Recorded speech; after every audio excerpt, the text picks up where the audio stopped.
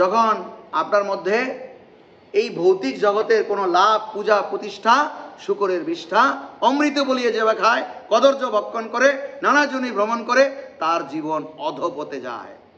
তখন কি হবে? তখনই আমার সর্বনাশ হয়ে যাবে। তা আমরা যখনই এই ভৌতিক জগতের চাওয়া পাওয়ার প্রতি যখন আমাদের প্রবল আসক্তি বেড়ে যাবে, তখন আমার মধ্যে ক্রোধও বেড়ে যাবে। ঠিক আছে? ক্রোধ তখনই হবে যখনই আমি এই জগতে লাভ, পূজা, প্রতিষ্ঠা, এই জগতের কোনো চাওয়া পাওয়ার প্রতি যখন আমরা ম্যাটেরিয়াল ওয়ার্ল্ডের প্রতি যখন আমাদের আসক্তি বাড়বে, তখন আমাদের মধ্যে আমাদের মধ্যে উদ্বিগ্নতা বাড়বে, উৎকণ্ঠা বাড়বে, হতাশা বাড়বে।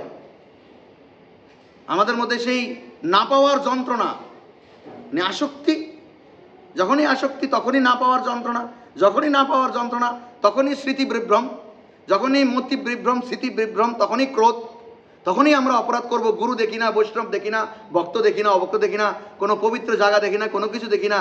আমরা কাউকে তখন তুচ্ছ তাচ্ছল্য করতে থাকি, নিন্দামন্দ করতে থাকি, সমালোচনা করতে থাকি। আর তখনই আমার বাস।